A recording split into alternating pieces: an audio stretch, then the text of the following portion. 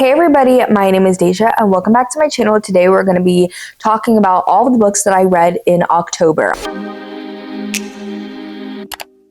I think October was finally the month where I broke my 2.5 month long reading slump. It started in July and I feel like October I finally got my groove back. I didn't read as many books as I wanted because I really wanted to read like 20 or like a book a day or something ridiculous, but I did still read a good amount, which was 12 books. I did have a lot of 3 stars this month. I literally had half my books like 3 stars or below, but the books that I found that I really loved, I really did love, and I had such a good time reading all of these, especially because I think I read over half these books in my 24-hour readathon vlog, which is up now. So I did that vlog this month, which was so much fun. I started and finished 6 of these books, and I finished up a 7th one that I started before the readathon, and I started an 8th one, which I did not end up finishing in the month of October. And then also I started filming another reading vlog where I was reading my subscribers' favorite horror books, and that was supposed to go up on Halloween, but I got sick. So I did not finish those books because it was the type of sickness where you couldn't read through it, okay?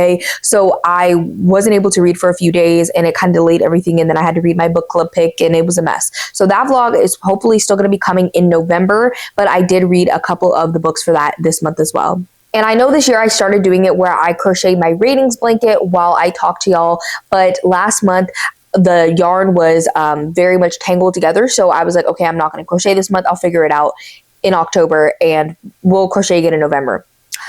I didn't figure it out. I forgot about it. I forgot because the crocheting that I did this month was actually for a Rubles like advent calendar. They had one for Halloween. So I've been working on that in October, not my ratings blanket. So I didn't figure that out, and I don't feel like doing that right now. So we're not going to be crocheting again this month. Will we crochet in December for the November wrap up? We will see. It's okay. It's okay. We're just going to do a traditional wrap up today. Before we get into actually discussing the books, I always go over my statistics. Even though y'all probably don't care about it, I'm probably the only one that cares about it. But we're doing the statistics anyway. So I read 12 books, 3 were by BIPOC authors, 3 had queer representation, I didn't have any rereads, DNFs, and 9 of the books were from my physical TBR. And I read a total of 3,658 pages. For genres, I read 1 fantasy romance, obviously I read 10 horror books, and 1 thriller. So really this month was mostly horror concentrated, which makes sense because it's October. Then for format, I had 2 audiobooks, 1 ebook, 3 physical, and 6 hybrid.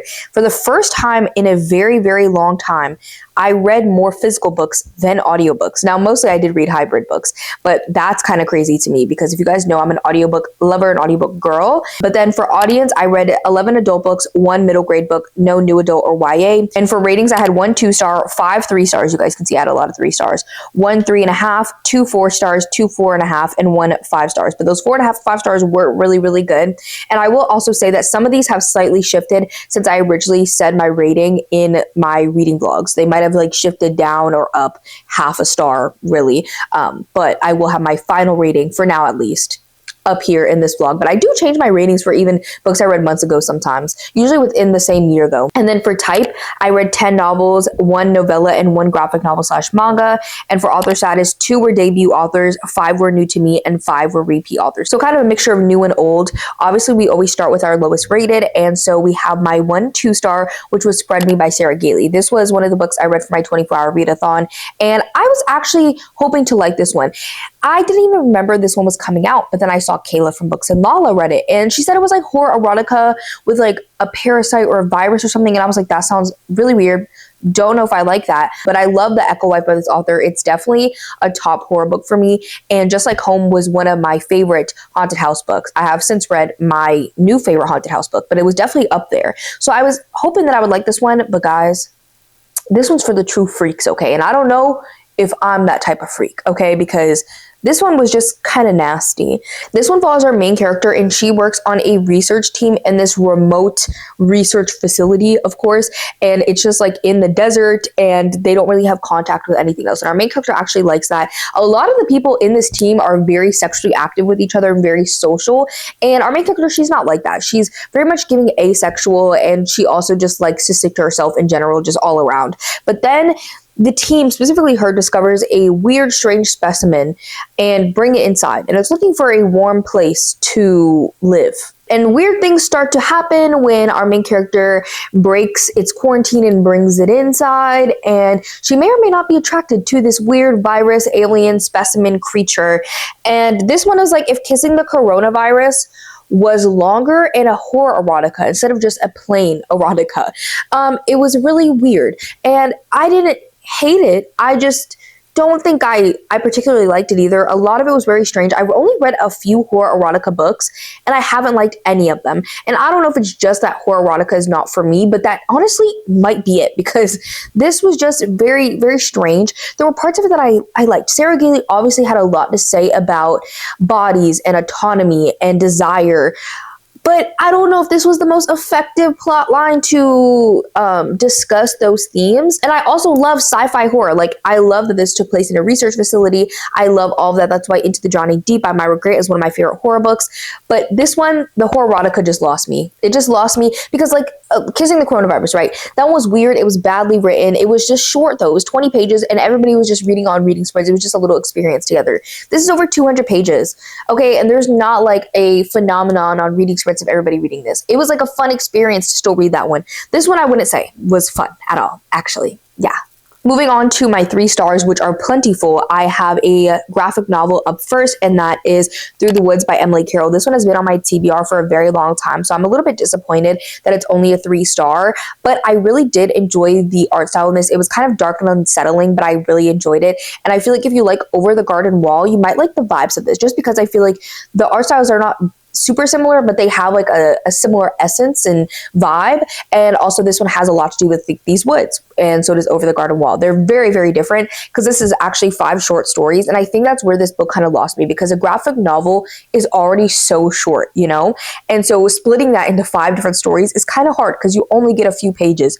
And I would say there's only like 1 story I really, really remember, and like maybe 2. Like I can kind of remember a second one, but the other 3 I literally don't remember at all. That one that I do remember, I really, really did like, and this was fine. There was nothing about it that I didn't like. It was just so short. I didn't really feel attachment to many of the stories, and as I said, I literally forgot 3, and I read this less than a month ago. So not the most long-lasting or impressionable read. This next 3-star honestly kind of hurt, and that is What Hunger by Catherine Day. This is one I was really looking forward to. It's a new release horror book that came out earlier this year that was described as Jennifer's Body meets Little Fires Everywhere. I have not read Little Fires Everywhere, but I watched the show, and Jennifer's Body is one of my favorite movies, and I thought this one was going to be such a good story about rage and girlhood, kind of like some similar books that we've been seeing coming out recently, like The Eyes of the Best Part, Chlorine, especially because I feel like a lot of them are by Asian authors. So I find that very, very interesting, but I love those type of books. So I was excited about this one, but you know, it was a little bit of a letdown. I will say this book got female adolescent rage so perfectly. It was really describing that absolute like teenage girl drowning in fury because you see society pressing in around you, and you know your future is coming. You know being a woman is hard, and you're already starting to experience those things as a girl, and it creates that anger inside of you. This is following a young Vietnamese girl who is the daughter of immigrants, and she is kind of the more like black sheep. She only has one other sibling, her brother, but he's kind of like the golden child of the family who's going to become like a doctor and everything like that. And that kind of does create a little bit of resentment, but she also loves her brother and is very kind of nervous for him to go to college because he's about to go to college and she is actually about to enter high school. But then a family tragedy strikes that changes everything. And then she also goes to a party and a boy does something to her, which we can all kind of gather what probably happened at this party. What would a boy do that would traumatize a girl? Yeah. And so she's just facing blow after blow, causing her to have this visceral anger. And because of all of that, she begins to have a craving for raw meat. And I loved that. I loved the themes. I loved what Dang was trying to say. I really also enjoyed Ronnie as a character because she was so believable and she was so like bratty, but the relationship she had with her parents was so believable. And just like those family dynamics, I think were so intricately woven and complex and added so much depth to the story. But that's kind of where the depth ends. As I said, I loved what Dang was trying to do with this story, but I feel like the themes didn't go deep enough. It just didn't quite hit that for me. And I think maybe it's because the horror in this was a little bit more subdued. It does get a little bit more horrific at the end, but as I said again, I feel like there's so many of these types of books that have come out in the past few years. This one just doesn't stand out because it was like those, and those are good, but those just do it better, you know? And another thing that did also kind of draw back my rating of this one is the writing. The writing was very repetitive, it was very basic, and in a noticeable type of way. Like, there were literally sentences that were a chapter or two apart that were almost identical. And so I didn't really love that either. So I think that this one's not a bad book. I just think there are other books that I've read that do this better. And so I feel like this is one of those cases where this is just becoming a trend now. And unfortunately, with trends and an increase in this type of book, we're going to have ones that aren't as good as others. And that's just what happened in this case. My next 3-star is A Dark and Secret Magic, which I finished up in my 24-hour readathon vlog. So I didn't talk much about it because I read the majority of it, like 87% of it before that vlog. But this one, I really thought I was going to love it because especially the beginning part, I loved the setup. We're following Hecate, who is a hedge witch, and she kind of lives the perfect life with her cottage. She forages, works on her practice. She has her black cat, and she loves her friends. This book is very autumnal, very fall as well, because it takes place right around Halloween, and Halloween's actually the start of the witch's new year, of course, and it's also Hecate's birthday, and so there's a ritual happening for her birthday that's like a magic consolidation ritual, but she is just kind of preparing for all of that, her birthday, this ritual, everything. But then her sister Miranda, who she's kind of estranged from her sister, she has two, reaches out to basically say, like, prepare our family manor because we're going to throw a Halloween kind of celebration. And then to make matters more complicated, a witch from another coven, a man, shows up, and in this world there are different covens, and so she's like on the Atlantic coast, but then there's like one that's like the Pacific North Gate or something like that, and they are different covens, so they have different rules, different governing everything, and so they also perform different types of magic. So in her coven, there are like more like dangerous magics are restricted, and in his, it's not. So a lot of these witches from her coven, including her, have kind of a stigma against these other witches because they think that they're reckless and dangerous and just like do horrible evil acts, you know? And so she is a hedge witch though, so she is required to provide sanctuary if someone like says that they need sanctuary, and he does. And so he's staying because he actually needs to get some ingredients for a spell. But I loved that setup. I loved how Tomino was like learning about hedge witch and the different governing bodies. Like, I thought how everything was in this was so interesting with the world building. But then this book literally tripped and face planted, okay? Because this book started off so cozy. Like, it was that darker cozy where it's like Halloween witchy cozy, but it was cozy. And then this book tried to get very, very dark. And even like Emily Wilde does that. It had more plot and went a little bit darker than I anticipated, but it still kept that humorous type of tone. This never had that humor in it. That's not what was making it cozy. It didn't have that humor. So when it went dark, it didn't have that to like kind of lighten it up a little bit, and that made it feel very, very dark. And then it just kind of went back to being cozy, like nothing happened. It literally was like whiplash, because I was like, okay, we're cozy, we're dark, we're cozy again. And I just didn't like that. I wanted it to be more cozy throughout. It also kind of lost like those autumnal vibes, and it just lost everything that I loved about it. And it's not that I didn't like that darker kind of plot line that it went into, but I just wanted what I originally liked. And then also the side characters in this have no storyline at all. Like, we get introduced to characters that could have such a interesting arc and just be such well thought out, fleshed out characters, but the author introduced them and then basically didn't do anything with them unless they were needed for the plot. Like, they got very little page time, and the romance was just like fine, I guess. Like, I didn't hate it, I didn't love it, I didn't really care about it. So I just feel like overall this book started off so strong, but then just ended disappointingly. I also read Ride or Die by Delilah S. Dawson. This is a middle grade, and I think this is Delilah S. Dawson's first middle grade, but I love, like, adore Bloom by this author, and I also enjoyed Guillotine. So I was looking forward to this one because it is a like slasher type horror book that takes place at an amusement park. So we're following our main character, and she is a new girl at a school, and she's trying to get in with the popular girls. Specifically, there's like one like Regina George type girl, and then she has her little groupies, and she actually gets invited to the head girl's birthday party, which is them sleeping over at this amusement park. So they're having it where like middle schoolers and high schoolers can sleep over at the amusement park for this night. So she ends up going, but then this girl's like so mean. Like, she starts to realize, like, I don't even know why I want to be friends with her or try to impress her because she's horrible, and the things that she's doing is diabolical, including daring her to go into like this amusement park has an abandoned section of it, and she gets dared by this other girl to go in there, and then they lock her in there. Then she runs into a group of teenagers that kind of take her under their wing and let her stay with them for the rest of the night. And this one was fun. Like, I like the amusement park vibes. I like the conversations that we were having about like identity and fitting in and like having bullies and mean other kids. Like, I think these are important conversations that need to be woven into these types of stories for younger audiences, so they can like, you know, have these discussions with their parents, and it just kind of like spark those kinds of conversations. And as I said, I liked the vibes. It was just like the horror in this. I didn't really find it very horrifying, but then also like just some of the ways that things worked in this book, I don't want to spoil it, but some of the stuff in this book is very, very unexplained, and that's fine. I think unexplained horror can work perfectly great, but this one wasn't even unexplained in like the way that you would think. And literally also the main character was like, why is this happening? Like, how does this work? And the other characters were just like, well, we don't really know. It just happens like that. So like, it's like, it literally pointed an arrow being like, hey, don't pay attention to what we're not explaining. And that low-key pissed me off. That was like the main reason that I really, really got pissed off. But the horror of this just wasn't scary. I liked the vibes and the atmosphere and the conversations, but that's kind of where it landed for me. My last 3-star was actually my last read of the month, and this one is for that Reading Subscribers Best Horror Books vlog, and that is The Only Good Indians.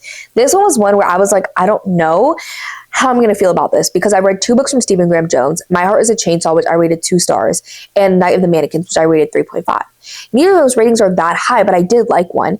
But it was so short and I read it so long ago that I was like, I don't know if I actually like Stephen Graham Jones's writing, because his writing wasn't like the thing that I hated in the first book that I read by him, but it is like his most divisive thing. It's like people either love or hate him, not because of the content in his books or his stories or plot lines or characters, but because of his writing style.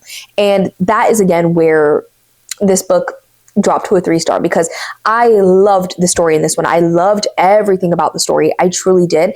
But I felt so disconnected from the story, and that was a real damper on my reading experience. We're actually following a group of 4 different men, and we get each of their perspectives throughout this story. So like we follow one, and then we switch to another one, then we switch to another one, and then we switch to another one. And we also get the perspective of another person woven into this as well. So we're following this group of 4 men, and they actually, like years prior to this book starting, they went on this sacred land that it was just for elders in their indigenous tribe to hunt. And so they already were breaking rules by going hunting on this land. And then they ended up going and finding a group of deer and just like shooting recklessly. And so that was another like strike against nature, like another thing that nature was kind of holding against them, because they were killing indiscriminately. They weren't actually killing. Obviously, most indigenous or native people really connect with nature and animals and try to like kill with a purpose when they have to kill animals, and they use all of it. And so this was kind of going against that and almost like a colonizing of this land. And that was like a big theme throughout this book, as well as one of the animals that they killed was pregnant and they did not know. And so now there's kind of like this spirit entity that is starting to hunt them to get revenge on the killing that was done, specifically of the mother and this calf. And this book gets really gruesome. It gets really horrifying. I loved the commentary in here that was discussed, especially about like how different indigenous people interact with their culture and nature and all these different things. I think was just so interesting to me. And this book was dark, it was bleak, and I enjoyed that a lot. But the writing was so hard for me to connect to. Like, I felt so discombobulated in the story. I feel like I never knew what was happening, even when I was reading it physically. I also tried listening to it on audio, which I did listen to a decent portion of it on audio. But like, I literally was reading this and I was like, it's so hard for me to keep up. Like, I don't understand. Maybe I'm just like not in the headspace to listen to an audiobook. But then I switched to another one. I was immediately locked into the story, had to put in no effort to understand it. So I knew it wasn't me. It's so hard for my ADHD to keep up. And we also get the perspective, as I said in here, of someone else, and that's this entity. And their perspective is kind of like woven in. It's not like this is the entity's perspective. It's just literally like just dropped in there with no like distinguishing. You just have to kind of like keep up with the writing style to be able to tell the difference. And that's so unique, and it's so interesting how he writes, but I just don't know if it clicks with the way that my brain thinks. And so that's kind of how I feel about about this one. It's very mixed. A lot of these other ones like really hurt me because I was like, dang, I wanted to love that more. And I did want to love this one more. It was just like what I anticipated going wrong is what went wrong. Moving on to my 3.5 star of the month, and that was Too Old for This by Samantha Downing. This was actually my book club pick for September. This usually happens where I started at the end of the month that it's actually for, then I finish it in the next month, like on the 1st. And so that's what happened with this book. I finished it on the 1st of October, and this was for my Patreon book club, the final chapter. If you want to see our live show discussion or my reading vlog for this, it's always linked down below. And I actually have like a free trial thing going on right now where you can do 1 month for free if you're interested. But this book, I wanted to love it, but there was just like one thing that was so glaringly like, I can't love this because of that reason. So this is one of these type of books that I've been reading where we are following older characters. I'm thinking like Thursday Murder Club, Vera Wong, even We Spread by Ian Reid, and then I actually read another one this month. We're following characters that are in like older adulthood, I would say. Most of them tend to be elderly, like I would say like 70 and above is definitely elderly. And so we are following actually a retired serial killer in this book. And so she was actually like charged with murders, but then I think she was like acquitted or like found not guilty. So she's been like living a very like calm life to try and like stay under the radar and not have anybody dig too much into it because she did kill people. But then a reporter or like someone writing a book comes knocking on her door trying to ask her questions and dig into her past where she was involved in these murders. So she ends up killing them. And now she is having to deal with disposing and covering up and actually doing the killing as an elderly person. She hasn't killed while she's been elderly. She hasn't killed for years. So one, she has to like get back into figuring out how she's going to do it. But then also she has more like constraints because she is older. And I find it so interesting. And I really did like this. I just feel like the end of this was a little bit goofy, like the final showdown or whatever I didn't love. And then also my main disconnection to this story is that the main character in this felt like a Karen. I've never had this issue in any of the other books that I read with older main characters that I ever think like, this character is a Karen. But in this I did, because I think she is a serial killer. Like she's a retired serial killer, so they can't make her super nice or anything like that. Like she has to have a little bit of edge of like meanness. She's literally a serial killer. And so that made it so she felt like a Karen. Like I feel like she would literally say slurs at me and yell at kids to get off her lawn. I don't know. I just get those vibes. But I did like the humor. I liked most of the plot except the very end. And I think I would still recommend this to a lot of people because it might just be me who get that vibe from her. So like if I made a recommendation video where I was recommending books with characters in this age group, I would still recommend this one. I just felt like she was a Karen. Okay. I just felt it. Moving on to my 4 stars for the month. First up, I have The Devil Takes You Home by Gabino Iglesias. This rubber band is on here because it came with a translation guide. But this is one that I was hoping to really love because it sounded like S.A. Cosby's work, where it has like that fast pace, kind of grittiness, very gory. But his is labeled horror versus S.A. Cosby is thriller. He definitely leans horror sometimes, but I was hoping it would be that. I later found out that this book is supernatural / paranormal, which I didn't anticipate. All of this author's work is, I think. It's not a spoiler because it honestly is not really the horror of the story. And then it's also just like a part of it. It's not like a spoiler or anything. We're following a man who's very much in debt because his daughter actually became very, very ill. I think she had cancer. And so they poured all this money into trying to save her, obviously, but then she ended up passing away. So now he's in a lot of debt.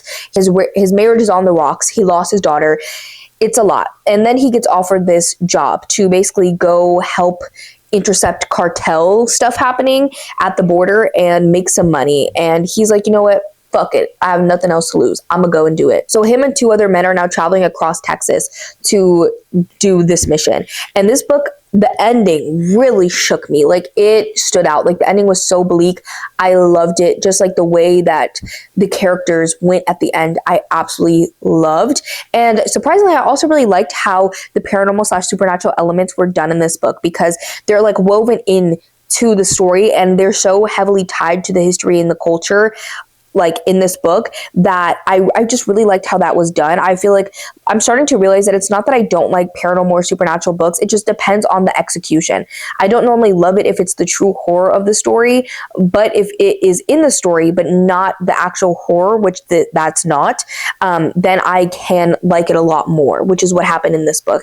It was packed with commentary on race, class, religion, violence, all the stuff that I usually love. And I did like what this book said about those things, but instead of letting it just kind of come through and flow through the story naturally, through our characters naturally, I feel like the author literally was trying to like shove it down our throats. It literally, an interaction would happen between characters that obviously displayed one of these things that he was commentating on. And instead of just us being able to understand like, oh, this is commentary, the main character would then think like, oh, this is really bad. It impacts me this way. That's really sad. Fuck all the people that make that happen. That sucks. That's literally how so much of this book went. When something would happen, instead of us just seeing it and being smart enough to realize it ourselves, the author didn't think that we would be smart enough to do that. And so he over-explained things a little bit, and that was not my favorite. But I would still recommend this book. Again, if you do like S.A. Cosby and you don't mind a little bit of like supernatural, paranormal elements woven into the story, especially tied to culture, then I think that you would really like this one. For my 24-hour readathon, I started off with Play Nice by Rachel Harrison, which is my next 4-star.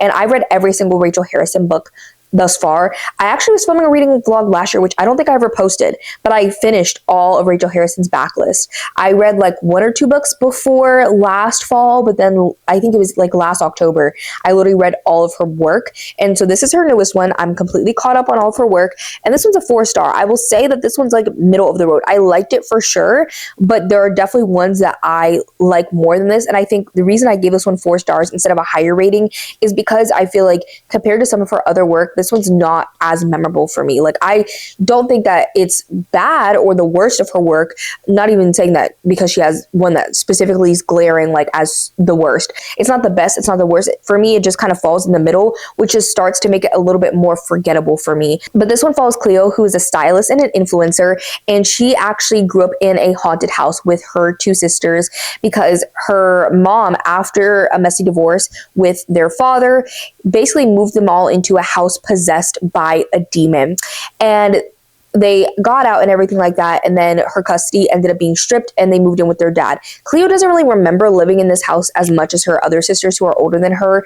But after their mom passes away at the beginning of this book, the 3 sisters inherit this house. And the other 2 sisters remember everything. So they're like, we just want to sell it. Like, let's get rid of it. But Cleo sees this as a perfect opportunity to make like house flipping content. So she decides that she's going to like renovate and do house flipping on this house and sell it and make content out of it. But when she gets there, things start to happen that make her think that maybe her mom wasn't as crazy as everybody makes her out to be. And she also finds an annotated copy of her mama's book, because I forgot to mention this. It's set up very similarly to Home Before Dark, where their mom actually wrote a book about the experience in the house. And she promised her dad that she would never read it, thinking like, oh, it's probably because of stuff that she said about him and their divorce.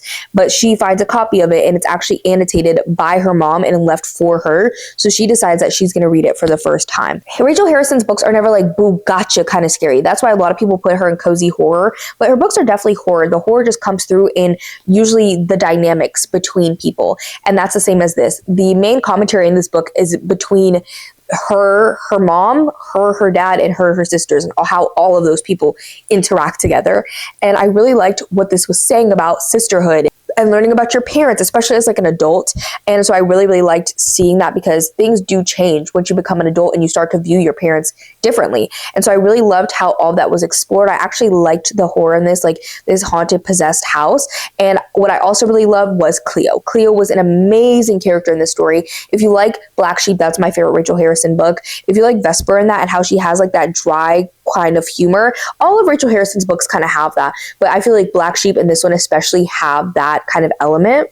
Rachel Harrison just has such a talent for writing characters that feel so real.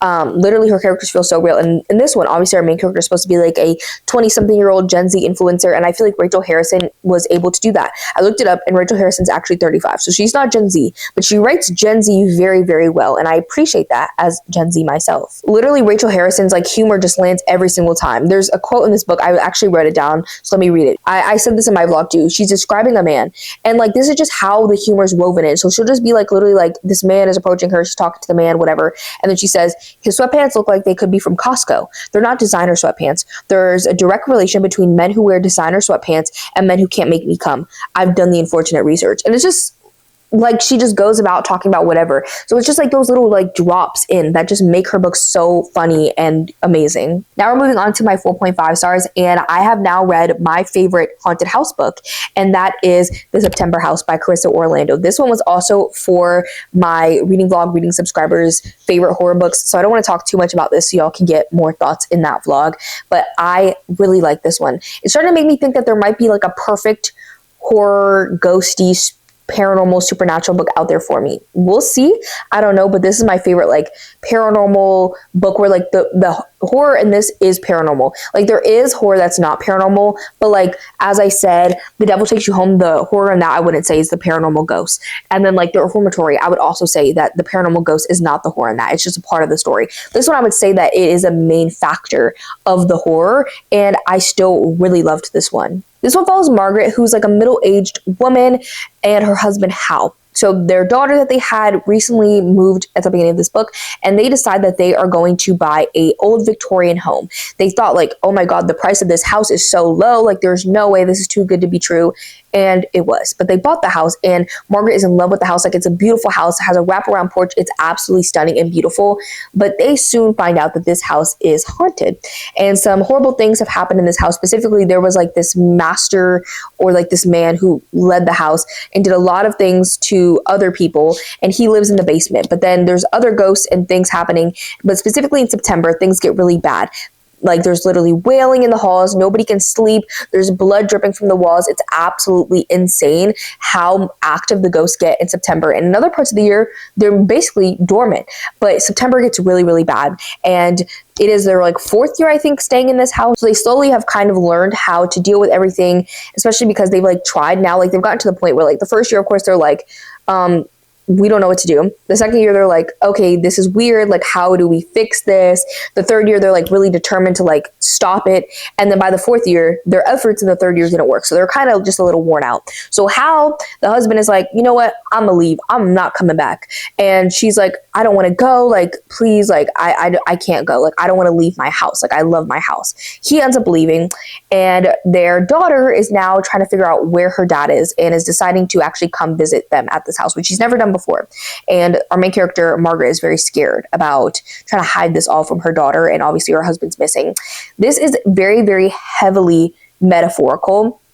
The horror in this is supposed to be about something, and it's not said in the synopsis. I know I heard of it before, but I couldn't remember. I know this had commentary on something, and I thought it had to do with what it did, kind of, but I wasn't sure. So I wouldn't say it's a spoiler because it could potentially be a trigger for people, but I'm going to talk about it a little bit. So if you don't want to know, don't continue like listening while I hold up this book.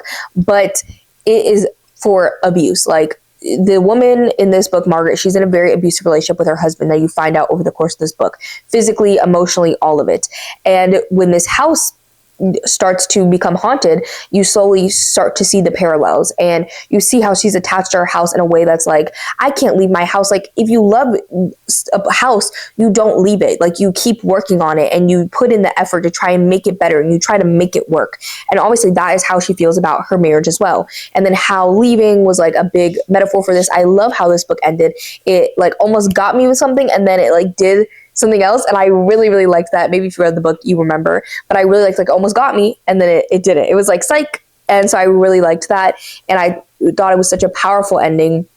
I liked the characters in this. I also like seeing the main character's relationship with her daughter, and you can see also like the parallels between that. How Margaret is hiding the house from her daughter is kind of like how people, especially older adults, hide abuse from their children. And I just thought it was so well done. Like the commentary in this was so strong. The only thing I will say is, again, I think that it drew the parallels a little bit too starkly, like in really dark marker. It felt like they just drew them. It wasn't as bad, I would say, as The Devil Takes You Home at all, but I feel like the commentary again could have been a little bit more subtle in this one, but I think it was a really strong book, and it is definitely my favorite haunted house book I've read to date. My next 4.5 star, I loved so much. Like, honestly, it might be a 5 star. I really love this book, and that is The Autumn Springs Retirement Home Massacre. This one was read in my 24-hour readathon, and this one also has older characters in it, like Too Old for This, but I love this one. This one's actually a horror book. So the only horror book I've read with an older main character is We Spread, because most of the other ones have been like mysteries or a thriller now, but this one also is kind of like a cozy mystery. I say it's like Only Murders in the Building, but make it a horror book, because this is a massacre. People are describing it as a slasher, and it is in a sense where a lot of people are being killed at this retirement home. In this one specifically, we're following Rose, who's our main character. She's in her 70s and she's living out her golden years at this retirement home. But then people start dropping dead. And at first they're like, okay, like this is just weird. Like it's suspicious, but like this was an accident or this was suicide or whatever. But Rose starts to be like, this is not coincidental no more, guys. Like someone is killing all these people because there's no way. Like it's people that she knows too. She's like, there's no way that person would have committed suicide. Like there's just no way all this is happening. So she begins to get wrapped up in this mystery. So it definitely is still like those cozy mysteries that we know, like Only Murders in the Building, The Thursday Murder Club, Vera Wong. Like it is those types of mysteries, but make it more of a horror book and like more of a little bit of a slasher. We also get the perspective of the victims when they're being killed for a lot of them, and so that also makes it interesting and more horror because we're seeing like the actual killing acts, which I feel like are definitely what make it horror, as well as the ending. I just love this book. It was so fun. It was so humorous. I've been really loving like fun horror lately, like horror that's just like humorous and funny and just like campy romp. Like I have been really loving it. Of course, I've been also really liking very commentary heavy stuff, but like this, even Play Nice, it has that very humorous tone that I've been really loving. Even Too Old for This, that is like a thriller, but it has that humorous tone, and I've been really loving that in horror books lately, or thriller books. So I really cannot recommend this one enough. If you like any of those mystery books, I love like a horror with a mystery. I don't know why, but something about a horror mystery combination is going to do it for me every time. And this book, it just had so much commentary as well on like being someone who is older. I think even in We Spread, it has that, but our main character is kind of losing her cognitive abilities a little bit more in that book, or like you don't really know what's happening to her, but she's not fully there either because of her, someone else, supernatural, you don't know. But in this book, our main character is very much aware. And so I feel like there's a lot of commentary on like things that I never would think of as an older adult. I didn't grow up with grandparents, so I don't really know a lot of things about older adulthood at all. My parents are just now getting into being into older adulthood. So I've never really been around older adults to know. And there's just so much to think about. Even in this one, I didn't say this about Too Old for This, but in that book, the main character is also thinking about going to a retirement home, like in this book, how they already are. But she's thinking about like, I don't know, like how much longer I'm going to live. So I have to think about how much I can realistically afford if I live 5, 10, 15, 20 years. And like in this book, characters are trying to leave because people are literally getting killed. They start to realize it eventually. And so they want to leave, and they're calling their kids who they raised, and their kids are like, no, you can't stay with us. Like, we have a lot going on. Timmy has soccer practice coming up this week. And they're basically just abandoned their own parents. And it's just like so much about that. But seeing all these characters, even outside of Rose, like you see how vibrant and different all these older people are. And I feel like we normally just think of older people as one thing. Like they just knit and say, oh dear, and smell like mothballs. But in this book, you see the true variety in these people and how full of life they still are. It was just so good. I really, really loved it. Highly recommend.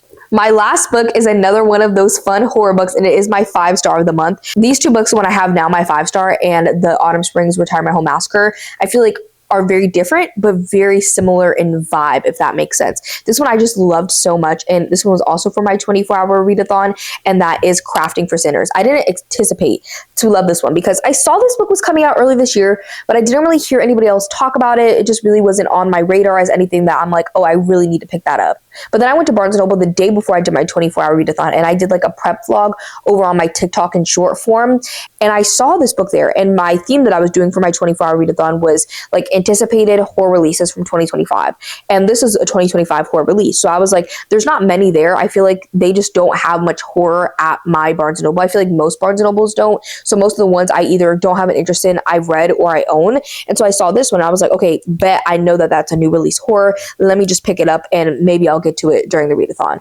And I love this. Everybody needs to talk about this book. I have not heard one single person talk about this book, and it is so good. This one follows Ruth, and she's actually trapped in this small little town in Kentucky. She's queer, she has a girlfriend, and they basically stay in the closet. Like, they live together and everything, but they like close their curtains and really try to just pretend like they're roommates that live together, because this town is very religious and very, very homophobic that they live in. So much so that our main character, she actually worked at a craft store similar to like Hobby Lobby that was tied to the religion and the church within this town.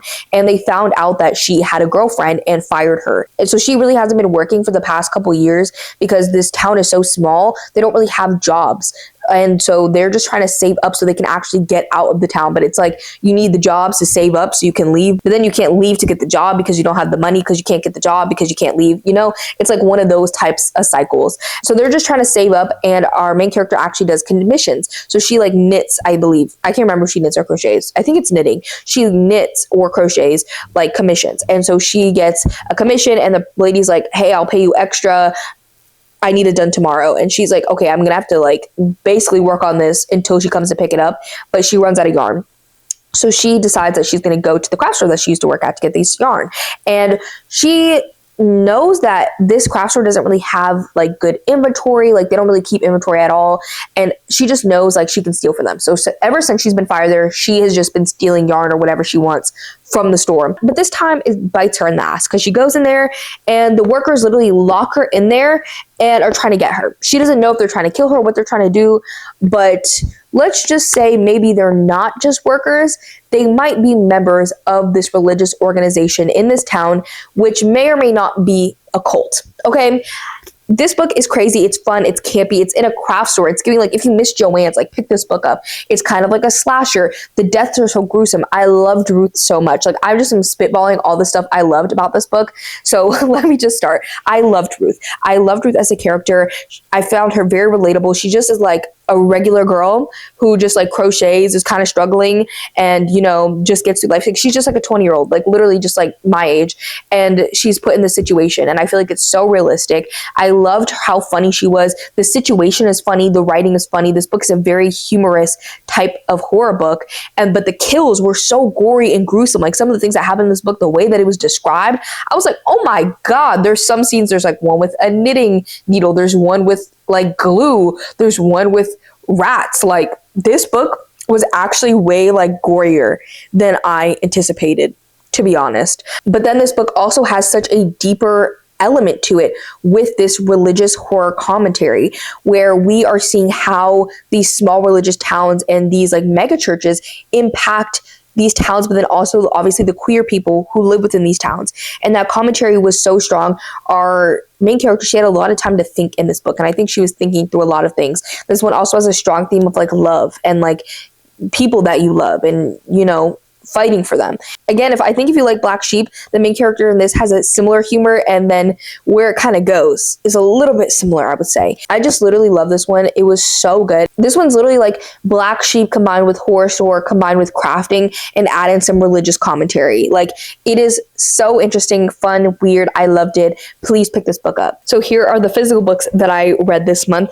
I really did love some of these books, like so much so that I made the month worth it. And even the books that I didn't love, I feel like I still had such a fun reading month. Like, I had such a good time reading this month. Let me know down below what your favorite book of October was, because I want more books to add to my TBR. I'm a TBR goblin, okay? I'm always scarfing up the recommendations. And if you made it to the end, leave a yarn ball emoji for Crafting for Sinners, and I will see you on the next one. Bye, everybody. Trying to look like you winning.